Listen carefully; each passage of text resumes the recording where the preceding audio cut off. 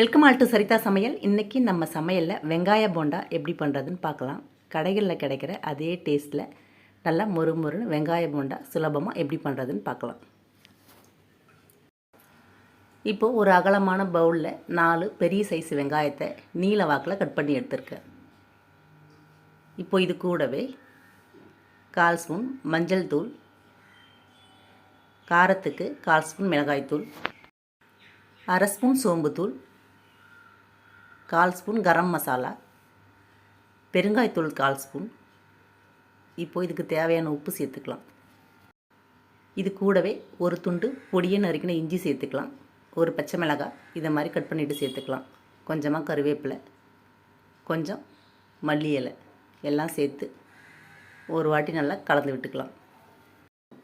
இது மாதிரி ஒரு வாட்டி நம்ம வெங்காயத்தோட இந்த மசாலாலாம் சேர்த்து முதல்ல கலந்து வச்சிட்டோம்னா வெங்காய போண்டா நல்லா டேஸ்ட்டாக இருக்கும். இப்போது இதில் 1 கப் கடலை மாவு சேர்த்துருக்கேன். இந்த கப்போட அளவு 150 கிராம். அதே கப்பில் 1/4 கப் மைதா மாவு சேர்த்துருக்கேன். 1/4 கப் பச்சரிசி மாவு சேர்த்துக்கலாம். சேர்த்துட்டு இதையும் நல்லா நம்ம கையை வச்சு ஒரு வாட்டி கலந்து விட்டுக்கலாம்.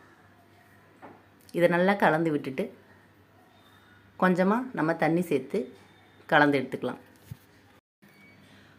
கொஞ்சம் கொஞ்சமாக தண்ணி சேர்த்து போண்டா மாவு பதத்துக்கு இதை நம்ம கலந்து எடுத்துக்கலாம்.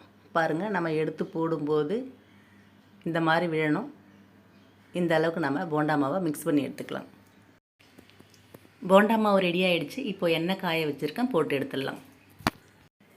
எந்த சைஸில் நமக்கு போண்டா தேவையோ அந்த சைஸில் போட்டுக்கலாம். பெருசாக வேணாலும் போட்டுக்கலாம், இல்லை சின்ன சைஸில் வேணாலும் போட்டுக்கலாம். நான் கொஞ்சம் பெருசாகவே போடுறேன். இதை மாதிரி போட்டுட்டு நம்ம இதை அடுப்பை மீடியம் ஃப்ளேமில் வச்சுட்டு பொறுமையாக வறுத்து எடுக்கணும். பெரிய சைஸ் போண்டாங்கிறதுனால 4 போண்டா போட்டிருக்கேன். போட்டுட்டு 2 நிமிஷம் அப்படியே வேக வச்சிடலாம். அதுக்கப்புறமா நம்ம இதை திருப்பி விட்டுக்கலாம்.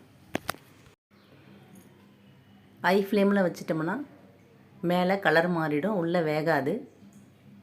அதனால் மீடியம் ஃப்ளேமில் வச்சுட்டு இதை பொறுமையாக நம்ம வறுத்து எடுத்துக்கலாம். இதை திருப்பி விட்டு 5 நிமிஷத்துக்கு இப்படியே வேகட்டும். அதுக்கப்புறம் நமக்கு எண்ணெய் கொதிப்பெல்லாம் அடங்கினதுக்கப்புறம் இதை எடுத்துடலாம். பாருங்கள், எண்ணெய் கொதிப்பெல்லாம் அடங்கி நல்லா கலர் மாதிரி வந்துடுச்சு. இதை நம்ம எடுத்துடலாம். எடுத்துட்டு மீதமுள்ளதையும் இதே மாதிரி போட்டு எடுத்துக்கலாம். அவ்வளோதாங்க, ரொம்ப ரொம்ப சுவையான வெங்காய போண்டா சூப்பராக தயாராகிடுச்சு. நீங்களும் ட்ரை பண்ணி பாருங்கள். இந்த வீடியோ பிடிச்சிருந்தால் லைக் பண்ணி, ஷேர் பண்ணி, கமெண்ட் பண்ணுங்கள். என்னோடய மற்ற வீடியோஸ்லாம் பார்க்கணுன்னா சரிதா சமையலுக்கு சப்ஸ்கிரைப் பண்ணுங்கள். தேங்க்யூ.